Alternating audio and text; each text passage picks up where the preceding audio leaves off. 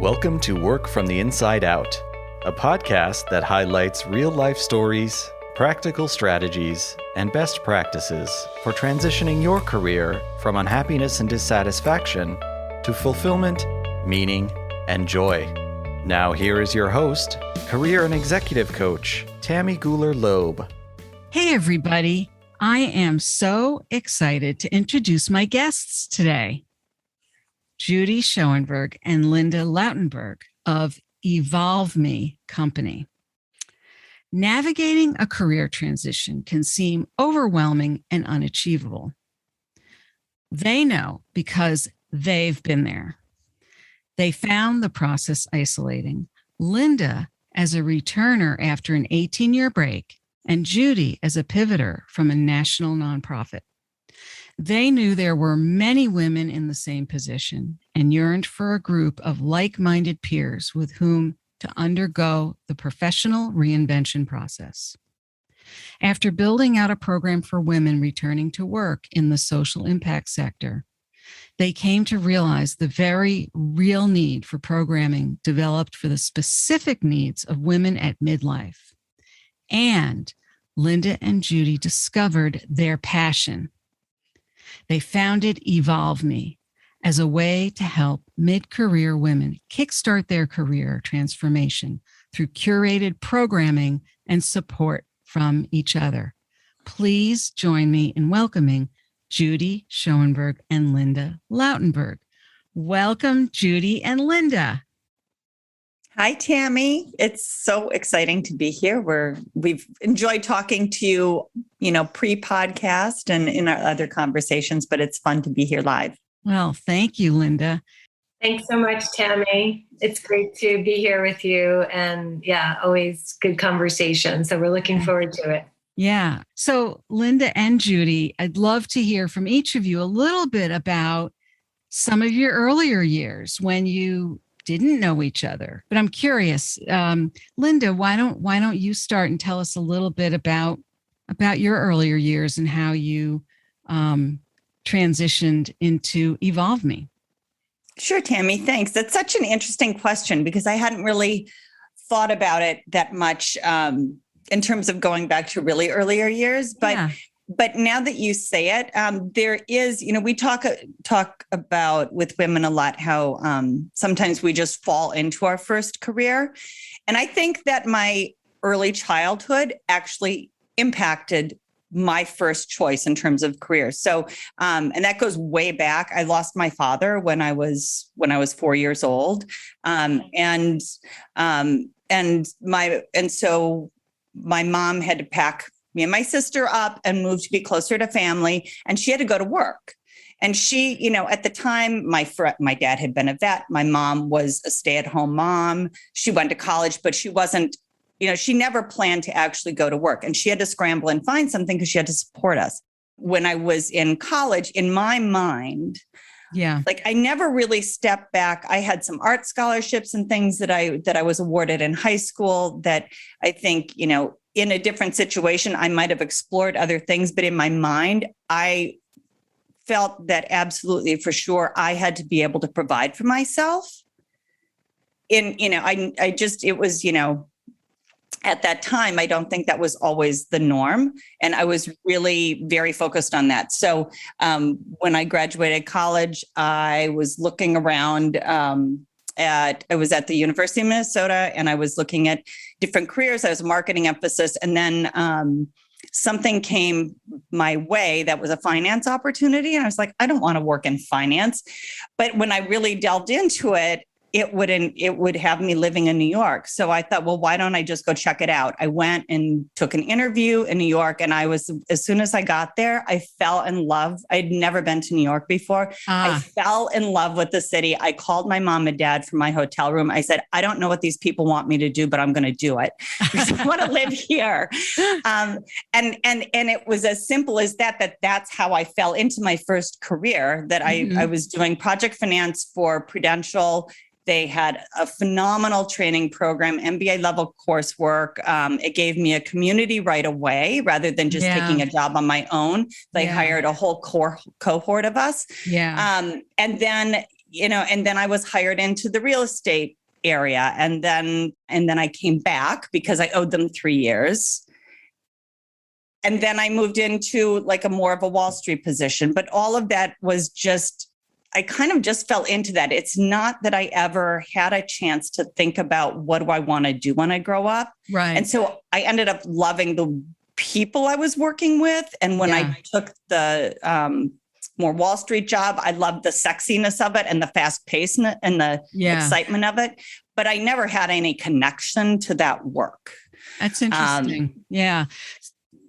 So I'm curious so it sounds like there were aspects of your life at that time that you enjoyed, the pace, the people, and I guess the maybe it sounds like you didn't really give the work a lot of thought. Things just happened and progressed. You did well. I think a lot of people do that. They're good at something. And if they enjoy the people they're working with, they're pretty happy. A lot of people who, and you probably know this, but a lot of people, when they leave a job, they're not leaving a job. They're usually leaving a boss or they're leaving a team. They're leaving the people because they're unhappy with the people. So it sounds like the job was fine and you were making progress. You were probably making, a good living and you had a good quality of life and you like the people. So those are a lot of the ingredients that often people do point to that they like.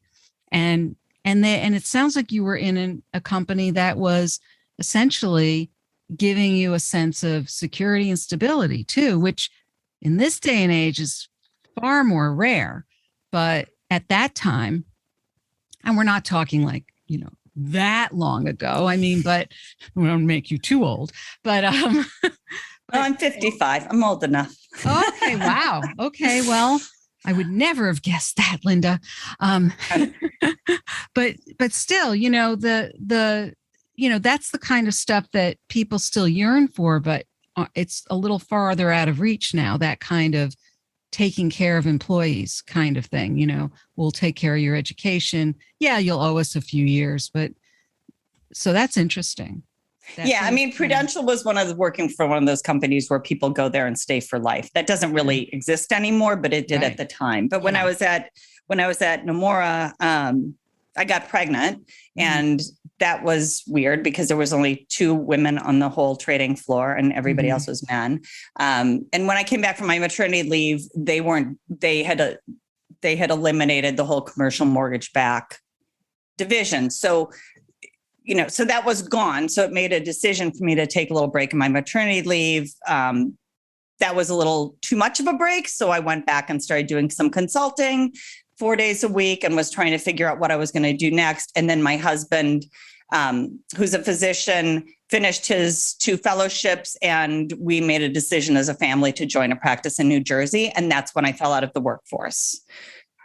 So, because I was a finance person in New York. Once you took me to central New Jersey, like I just didn't, I didn't even know what to do with that, but it was good. It was a decision we made for our family. So I thought I'd take a year or 2 break. And if you've talked to women that have had career breaks in the past, that's how the story goes often. I thought it was going to be a year or 2, and then it spun out just because you have other children, because you get involved in your community, because your husband's, your partner's position just doesn't have flexibility to it. And somebody's got to be flexible. So, fast forward after having 3 kids, that first child was getting ready to go to college and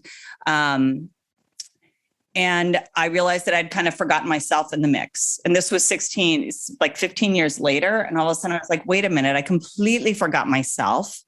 I started looking around for what I might be able to do next. And I realized that all I knew was that I didn't want to go back into finance. And it just wasn't a fit for me anymore. It had never been something I had a calling for. I wanted something more purposeful. And beyond that, I couldn't get any farther than that. So I really spun my wheels, for 3 years, just trying to figure out what it is that I might want to do. And it was very isolating and very hard to figure out by myself. Yeah. And that's when when I kind of stumbled across this program for women to come together to re-enter the workforce. And it was specifically in the nonprofit sector, which wasn't necessarily the way I thought I was going, but I just jumped at it because I just wanted some structure and I wanted a community to figure this out with, because I wasn't getting anywhere on my own. And that is ultimately where I met Judy, because she had done the program a few months before me. And they ultimately asked, when the woman it was under a startup umbrella, a social impact consulting umbrella. And they asked us actually to take over the program and reprogram it and rebrand it. Okay. So we had never met before. And it just turned out that we worked so well together. We just really kind of, filled in each other's gaps. And so I'll let Judy take it from there, but that's how Judy and I first worked together. I see. So you went to this program to, get some structure, to really, you knew you needed some help to find your next thing. I was not getting anywhere on my own. Google was not helping me. Yeah. Yeah. Well, I think it's typical that a lot of people try to do a lot of this on their own. And then they say, oh, it's so hard. It's so hard. And for some reason, we don't think, oh, maybe I should talk to someone or ask someone for help, and it sounds so simple, but it gets very hard. So you went to the program and then you and Judy met there and then you were asked to take over, but we're going to roll back the tape a little bit. And Judy, tell us a little bit about your early years and how that led you up to that program. When Linda was talking, I was actually thinking about how I saw my father had his own company and he was an entrepreneur. And my mother also had stayed home and she had a career before she had kids, and then she stayed home with us for many years. And my dad worked a lot and loved work and had a really strong work ethic. But also was, sometimes that was hard on our family. And it also felt like, even though he did really well in his business, that sometimes it felt a little bit touch and go. Like, is this going to be a big year? Is this going to be a good year? Like it was, entrepreneurial efforts can be unstable in a way, And so I actually carried what I saw with me when I was thinking about careers. And I said, you know what? My dad always said, oh, maybe I should have gone, to graduate school and I should have become, he thought he wanted to be a pharmacist. And he's like, maybe I should have done that. I heard a lot of like, maybe I should have gotten more of a guarantee in this career thing. So I went into thinking like, I'm going to, when I graduate from college, like I'm going to do something that like has a guarantee, and I'm definitely going to go to graduate school, and I'm definitely going to try to stay on a path, because like doing something risky feels like not for me. Like I was kind of more risk averse as a person, but I always really cared about giving back and community work. So in high school, actually, I was very involved in community service. And like my passion was always about kind of, what can I give to other people? And how can I make other people's lives better? I think that, seeing what my dad and his business, and also just seeing, I think my mom was like, she had untapped potential for many of the years that she was home with us, which I was, glad that she was home with us, but she also it was difficult for her. And only when we were in high school did she wound up going back to work. And so I saw a success story of somebody returning to the workforce. Anyway, I decided that I wanted to have a path. So I chose the nonprofit path. Stemming from my work, in my community service work in college, I knew that I wanted to work for nonprofits. And I had a really successful career in the nonprofit sector. I was first out of college, worked at the Legal Aid Society. I thought I wanted to go to law school. Then I realized I would hate law school. So I decided to, I knew that I wanted to make an impact. So I went to work at a national women's foundation, the Men's Foundation after that, where that was giving grants and supporting community-based organizations for women and girls all across the country. And then I decided, I really need to dig into the research more. Like, I love research. I love writing. And so I went back to graduate school, to the Harvard Graduate School of Education, to think about whether I wanted to get a PhD or not. And then at the heart of, I'm not an ivory tower person. Like, I like working with people. I like making change in organizations and people's lives. I'm much more of an applied researcher and thinker, as opposed to like being a professor or, I love teaching, but like, I want to be out in the world making an impact on people. So, so I was really lucky, and I landed a job at Girl Scouts of the USA right after graduate school, but I was there for 15 years. And I wound up leading the Research Institute towards the end of my tenure.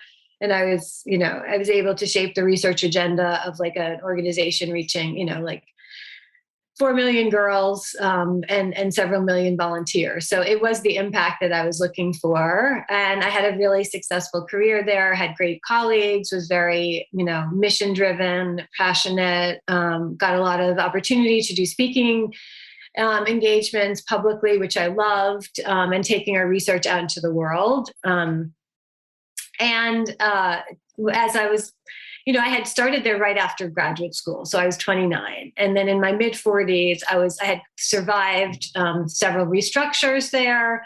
And I was I was at the top of where I wanted to be there. I was leading the Research Institute as the chief research executive for the organization and the movement. And I decided that I did not want to turn 50 there. I was very confused about what my focus should be. I knew that I wanted to leverage the skills that I had, but I wasn't quite sure how. And I knew that I couldn't do it while I was working. So I was lucky enough to be able to take the leap and to leave. So it's going to be in 2 weeks or 3 weeks. It'll be like 6 years since I left. It's hard to believe. And I left, and I had a loss of identity. I was always known as the, Girl Scouts of the USA. It's a household name. I was like a known quantity. At cocktail parties, everybody, knows what that is about, and thought I had the dream job. Like I'd say, they'd say, "What do you research? Cookies?" Like, that sounds fun. And we research very far from cookies. I was confused, because I think that you or Linda had mentioned, like, what you are good at and what you can do is not necessarily what you love to do. That's right.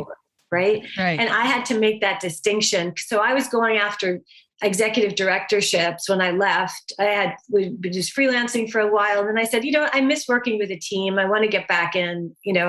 I was a little gun shy about it, because I was like, does this mean in the next 15 years I'm going to be doing X? Although our careers are not linear in that way, like that. No, they're not. No. So, but I had that mind space of being somewhere for so long. And I thought I wanted to be an executive director of a small nonprofit. I was interviewing for lots of good jobs in that space. And I said, you know what?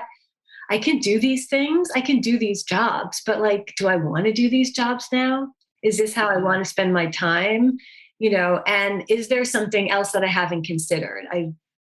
Is there something else that's just outside of my box and outside of my vision? And Googling wasn't cutting it. I knew I needed to switch it up. I'm very much a believer of, like, if something's not working, switch it up. Because if you keep doing the same thing, right, we all know that saying, you're just going to get the same results. And that's basically like the definition of insanity. That's right. I didn't want to go insane for my next chapter. I didn't want to go insane at 50, right? So anyway, I came across the program that Linda described. It was for women returning to the workforce and social impact, run by a startup that was merging the ideas of profit and purpose together. And when you're in the nonprofit sector, you're not really thinking about the profit so much, which is it gets you a little bit blindsided to the world. Yeah. And actually coming out of the nonprofit sector, I'm like, I need to have experience in the business world. Like I feel like as a professional, I need to see what this different sectors are about. And I felt like a little bit deficient in not having worked in a corporate, I worked with companies and corporations, in terms of fundraising, right, Girl Scouts, but not in my own capacity. So, right.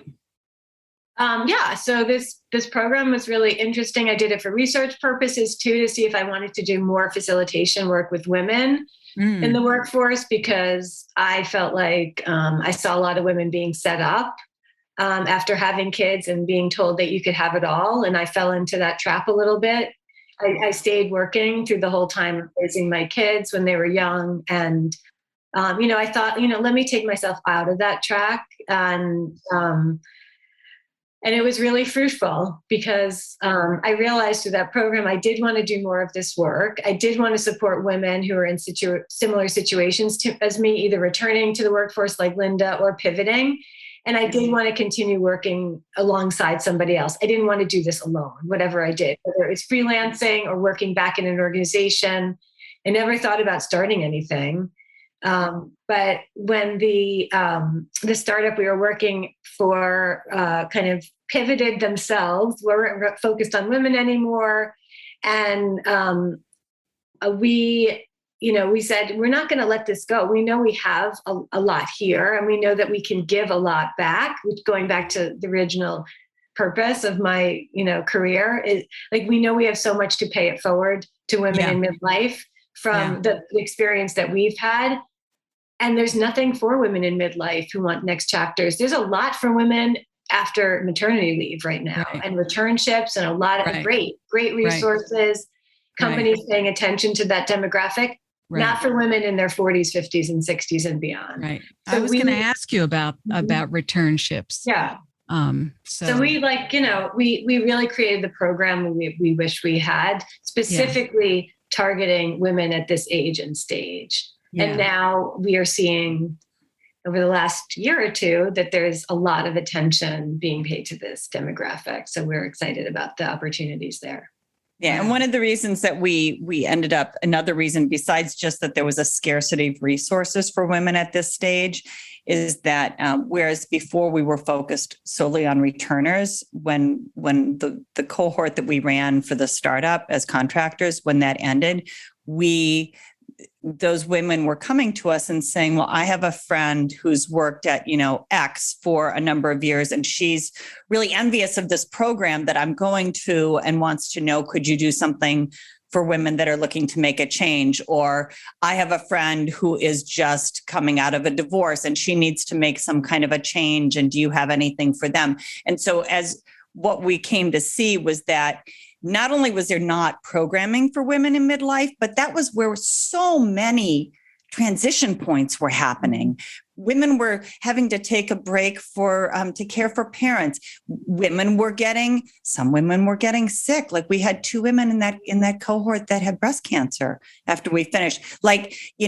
Lots and lots of disruptors that can happen. And so many of them happen on top of the fact that, as Judy noted, and I think I touched on too, that by midlife, you are so often just a different person than when you entered the workforce in your 20s. And so what you're looking for in your career is just different. Motherhood has changed you. Just being a human on the planet has changed you. So you're looking for different things. So that was another reason why we really wanted to help. We had both had a space in our life where we had really kind of spun our wheels and felt stuck and felt like there weren't the resources there to help us get it done. And we knew it was hard to do it alone. So when we created EvolveMe, we very specifically made our programming all to be done in groups, women working together with women within a structure so that they could all help each other move forward. Wow. Just so great. Goosebump moment here. This is so needed all over the place. It's probably needed for men too. It is. But I think the female demographic is particularly, it's such a great focus. How did you get started with this? How did you decide groups, and how did you, I heard what you said about why groups, but how did you decide that it would be a program, or how did you develop things from there and did you create content? Did you bring people together? Did you do focus groups? How did How did you do it? Well, I'm going to let Judy answer that, but I'll tell you that part of the reason why it worked so well is, as Judy said, we complement. Not only do our backgrounds complement each other very well. She lives in the city. I live in the suburbs. I came from the corporate and finance. She came from nonprofit. Like in so many things, she went to ed school. I went to business school. Our backgrounds complement each other so well, but so do our skill sets. So there would be no EvolveMe programming if it wasn't for Judy's rich background that she has. So she comes with that, and she does really love to write a lot. She's really, really, really good at that. And she's a really good researcher. And she's like, brings all that rich programming and knowledge and background. And then from my standpoint, when you're putting together a company, somebody's just got to do the stuff. Yeah. So I do the stuff. Plus, we both have more than the stuff. She's like our chief operating officer and our chief technology officer. And Linda's an amazing example, before we get into the programming, of like the ethos that we share with women in our program is you can, don't think that you can't learn something at the age you're at. You're not outdated. Your skills are not outdated. You can learn something at any age and stage. Linda's a finance professional, and she has taught herself technology to run our company, CRM systems, you name it, digital marketing guru. Like that's what she is now. I mean, it's incredible what she's taught herself, and it's role modeling, for other women, especially around technology. And at the, in your, 40s, 50s, like that's one thing that scares women away from even applying. I know. If they see, the list of skills that you need around technology, but, Linda is like, I can figure, you can figure anything out. You can figure, and she has that can-do attitude that is like that spirit really is a breath of fresh air, right, for the women in the program. So I can imagine. But it's just interesting. So the things that like Judy loves to do, like our company needs that. That's the heart of the whole thing. But the things that I like to do, like we need all that too. Right. So it works so well. And then we learn so much from each other. Yeah. And I think that that's another reason why we work together, is we come at the work from the same, the same place. Yeah. No, it's really important. Your values are well placed. Yeah. Very aligned. Yeah. You're very aligned. And we do, speaking of the program, that's one of the first pieces of work we do with the women in our groups, is like really figuring out your values. Yeah. Right. And what values you want to lead with and bring forward in your work and in your life. Right. And I think that you're right. Tammy, you hit on something, like we created, speaking of our company, we created company values right away, because we knew that this was going to be our North Star. Like some of our company values are growth and collaboration, things like that, we want to be putting out into the world. And again, role modeling. So I know you had asked about how we came to develop. We knew that you needed, I come from a program development background, and like frameworks are everything. And you can really only evaluate your success, like if you have a framework, right? Or else you're just like throwing spaghetti on the wall kind of thing. Right. So our framework, we, spend some time up front thinking about our values, thinking about like, ideally, like who would we create a program for? Like, who would we want our clients to be? Who do we aspire to help and support? What kinds of woman is this? What are the things she likes? What are, has she had success in her career? Where is she at, in terms of her, her family situation, or the other things that Linda was getting at? What are some of the, the pain points of where she's stuck? So really thinking about like getting into the voice of the women that we want to work with. So we spent a lot of time on that, and that kind of fueled our messaging and, kind of the vibe that we wanted to put out into the world. Like we, again, come from this with a lot of heart, and, a lot of care and a lot of thought, and the structure that we created is called the DARE method. And DARE, it's the acronym, it's no pun intended. You need to have, it's not a coincidence. You need to have courage and be brave to do this work, because it takes a lot of you, and it takes time. and it doesn't happen overnight. And it's an iterative process. It's a journey. And how amazing to be on this journey with other women who are moving in the same direction as you, who have similar goals as you do. What a gift, to be able to be with those women. And sometimes it's hard to find. They're not always you're in your friend group. You know, your friends are for, serve a purpose in your life for sure, but they're not going to be in your career corner necessarily. Right. You don't have that necessarily in your partner. Your partner might think like, has a notion of who you should be. So the group the group that we've created really gives women, an outlet to be with other women who are at the same age and stage with them.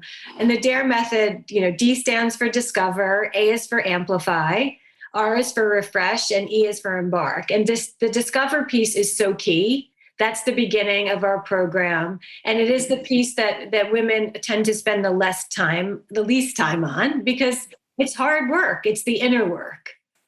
It's taking the time to really, dig into, again, like we talked about this earlier, what you're good at, right? But also what you love to do now, which might be different than what you loved to do last year or 5 years ago or 10 years ago.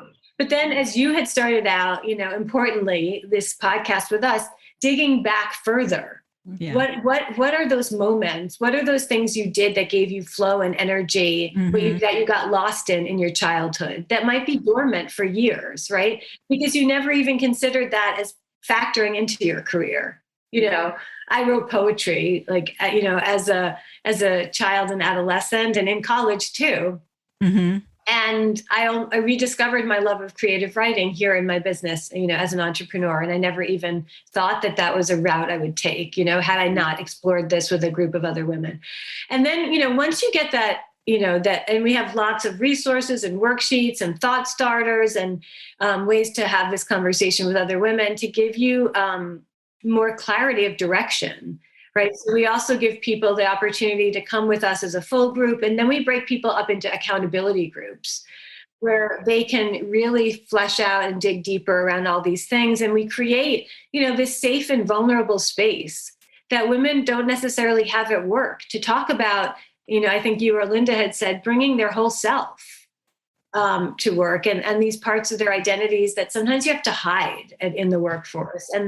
And so then once you have like a greater direction and clarity, you go on to really thinking about the things that get in the way. And often they're the things in your head. So it's the voices, right, that you're telling yourself about what I'm capable of. Is it too late? Am I too old? What are they going to say when they ask, if I'm good at technology or if I'm proficient, like all these things. So we look at imposter syndrome because we work with the most successful, talented, highly credentialed women who all face a lack of confidence as they're making a change.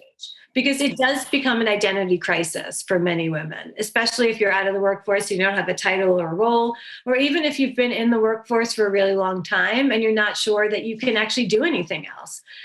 We also, in addition to inner confidence, we work with outer confidence. So much of work now is remote, right? We're all here on Zoom doing this podcast together. How are you showing up? What's your virtual presence?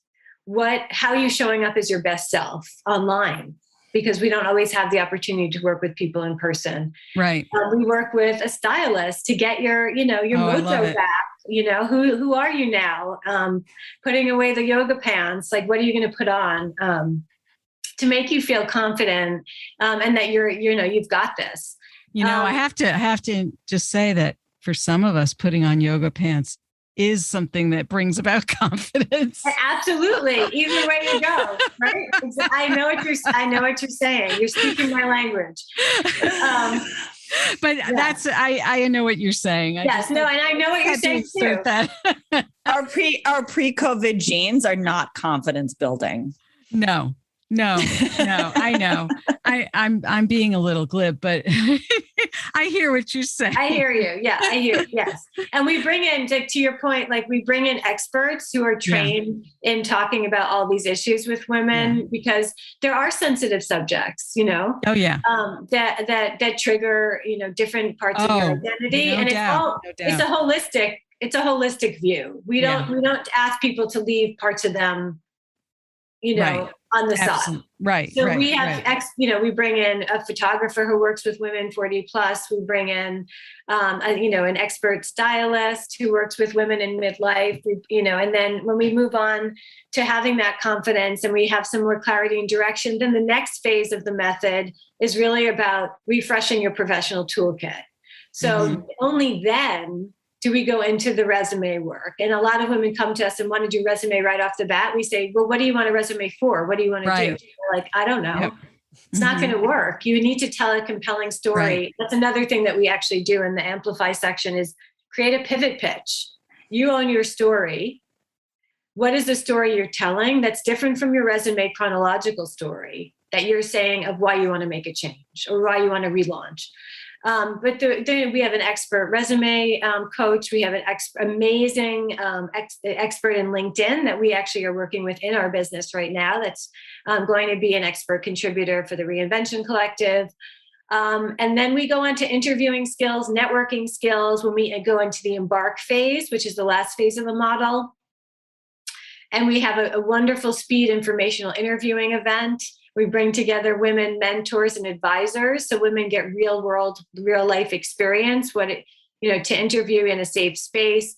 And now we have a new partner in EvolveMe, an organization called Next Group, also founded by two women with business backgrounds. And they are entrepreneurs who are creating a talent pipeline for women in midlife and vetting companies who are interested in working with mid-career talent so that you walk in the door and you're already accepted.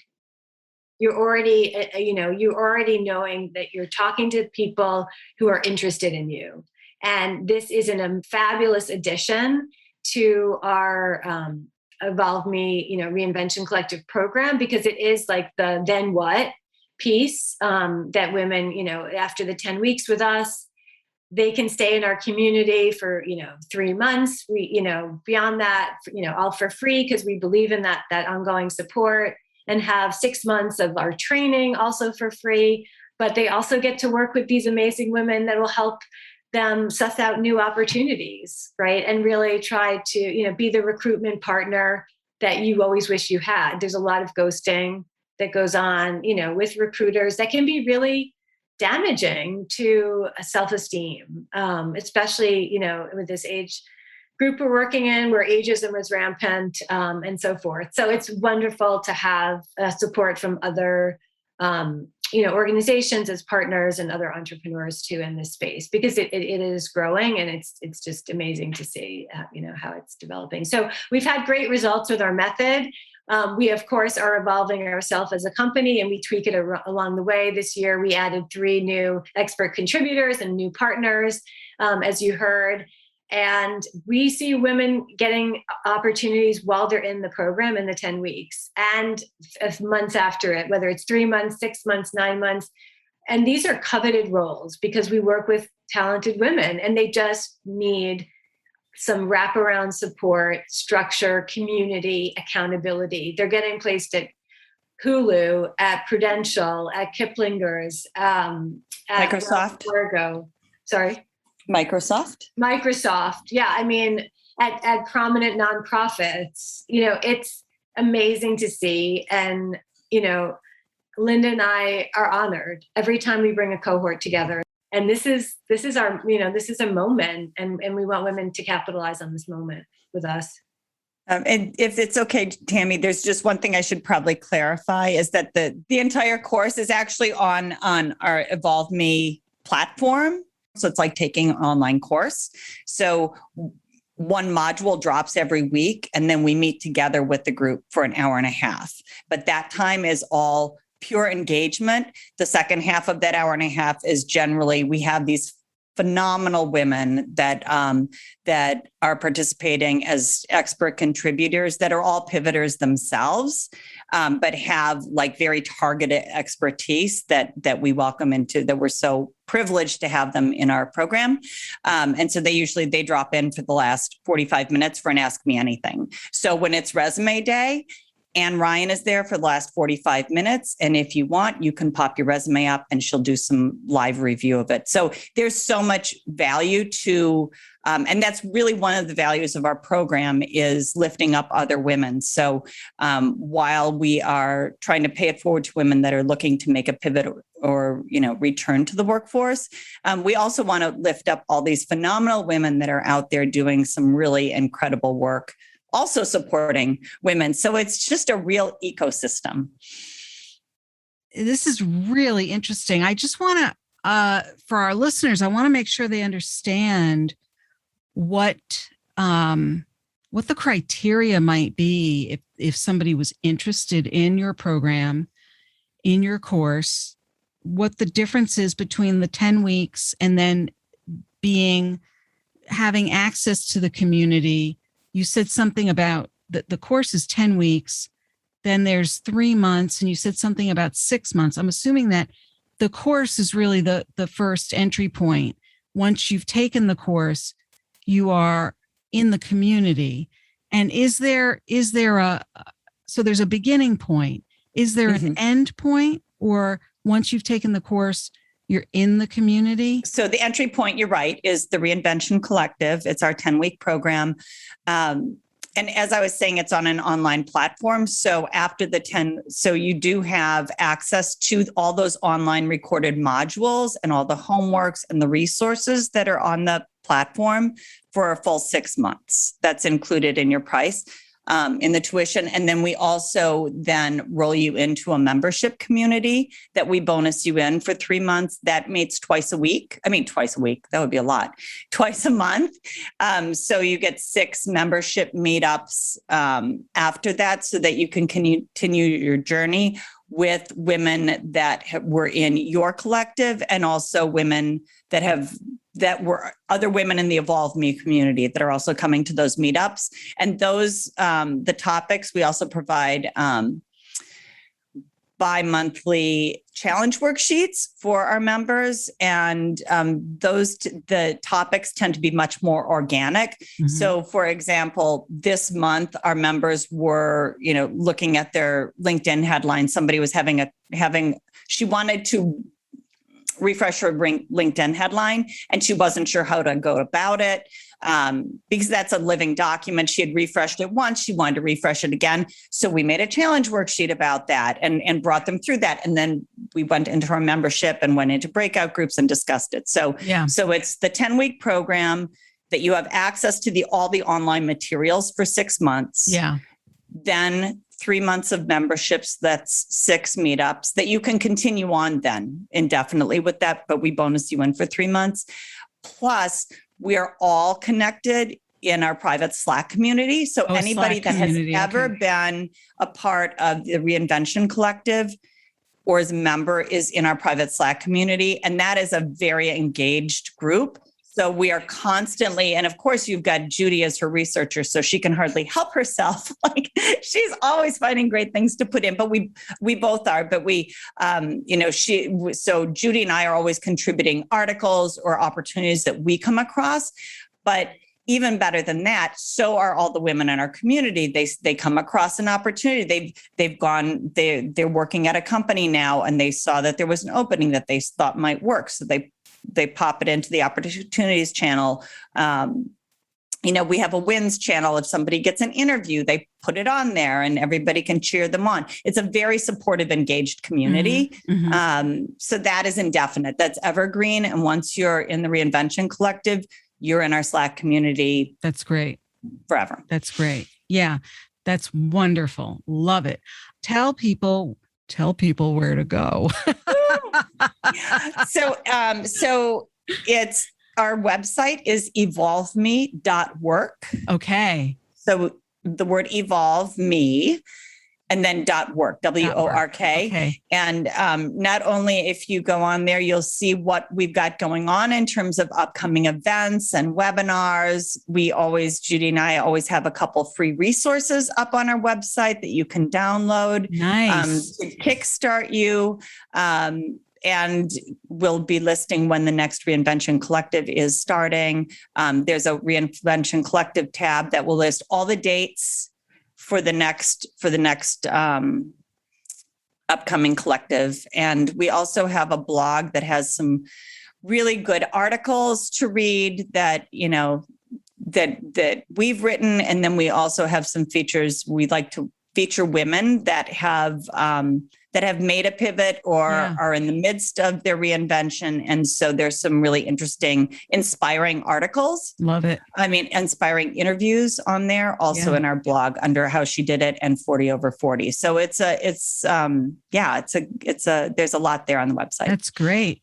So just wanted to know, so approximately how many people are in a cohort, or do you have kind of a ceiling on that, or is it more how you break it down for the accountability groups?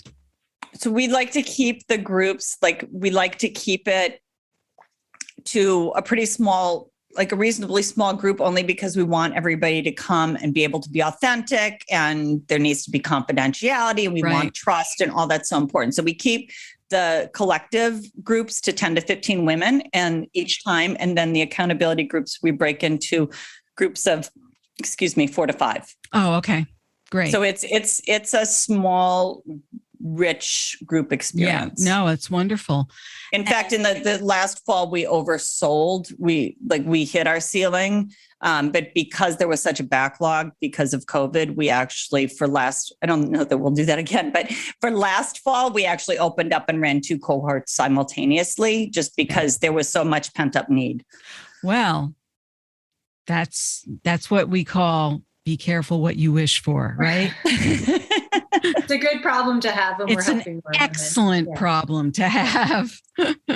Yeah. And there's, I think Linda mentioned this, but there's a lot of free resources on the website. If you wanted to get a taste of what the programming is like, there's a career reinvention analyzer tool. That's a new tool to give you a sense of, taking you through some of those phases of what I like to do, what I'm good at, what the market needs right now. And you can get that, at EvolveMe.work/SWOT. You know what? We will put a link to that in the show notes as well, specifically. I think that is something we want to shine a light on. And in fact, I'm going to include a link to that in my weekly email when this episode goes out, because I think there are people who would really want to engage with that.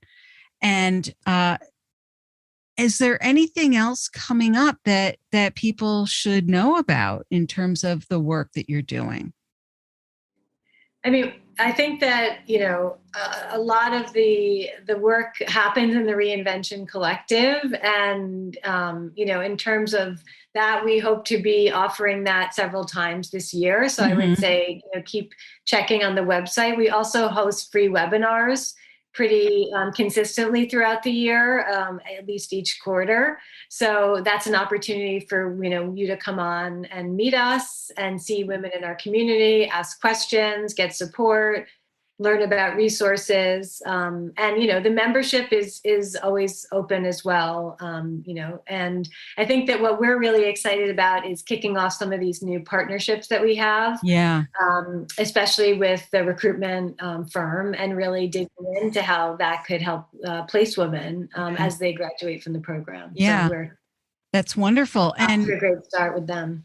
And so people can go to your website and sign up for your mailing list so they can get announcements of all of those events. And the one other question I had was the women who enroll in your program, are they primarily people who are not currently working, or is there a mix? So I'd say there's a mix. And it's kind of funny, but it seems like it goes in waves a little bit just based on what's going on. So clearly when we were just coming out of the pandemic, we had a lot of women that had been laid off and were looking to jump back in. There's always in each cohort, we always have some women that have had a career break, and it is not always for childcare. We've definitely had several women that have had to step back from the workforce to care for parents. Right.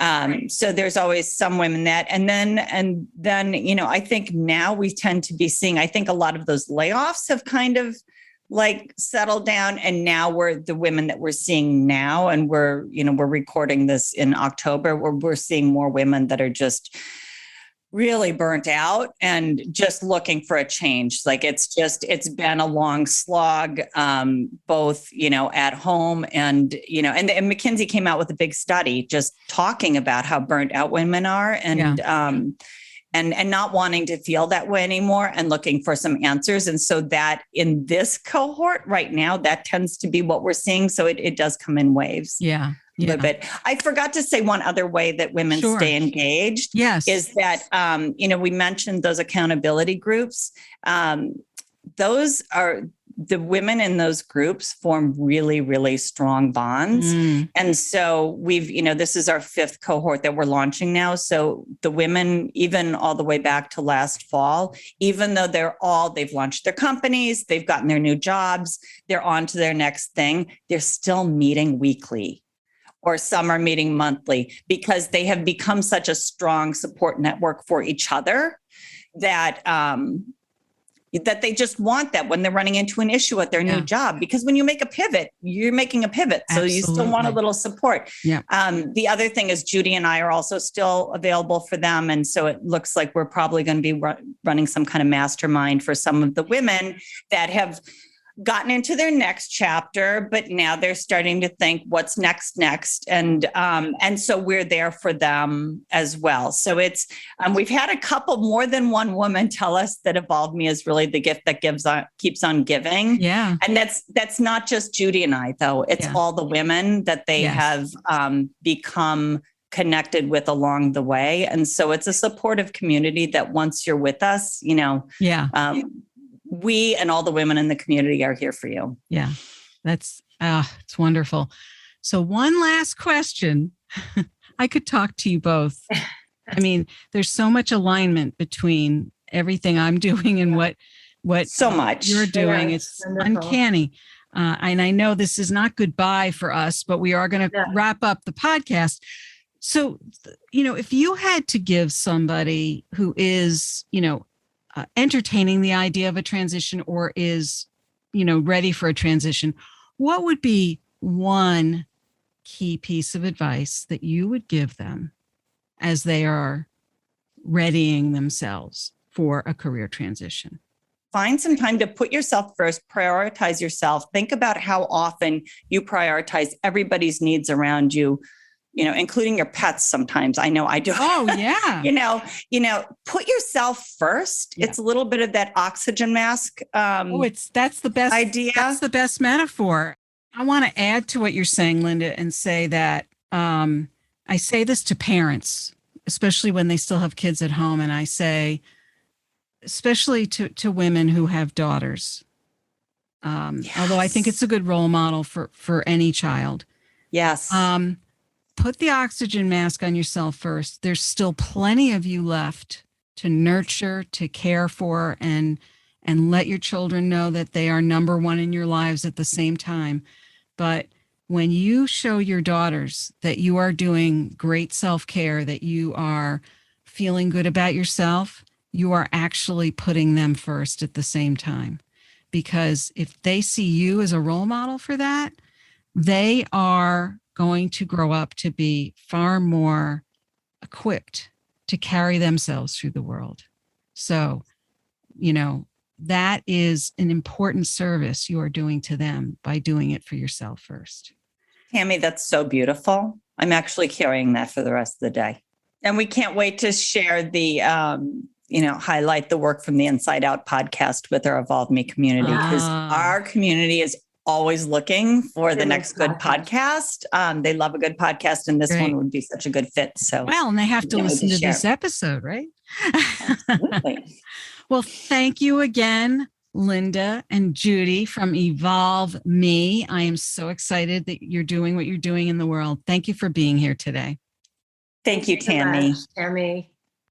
I hope you enjoyed my interview with Judy Schoenberg and Linda Lautenberg of EvolveMe.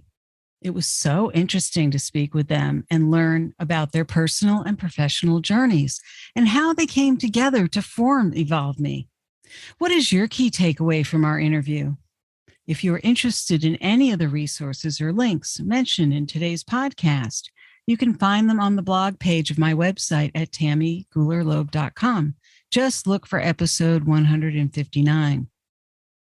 Are you anticipating your next professional move? Perhaps you're feeling a little stuck.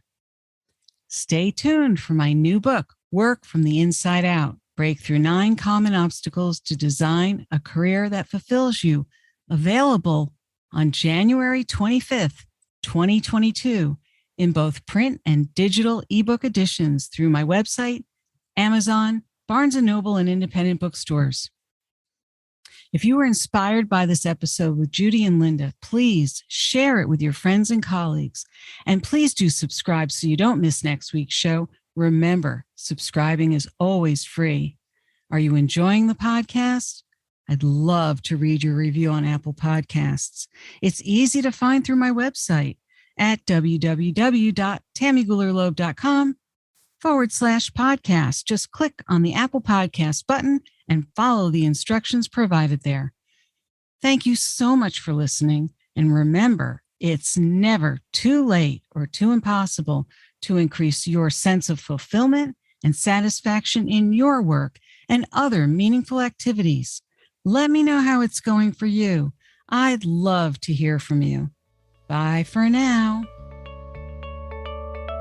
Thank you for listening to the Work from the Inside Out podcast. For more information, you can find us at www.workfromtheinsideout.com.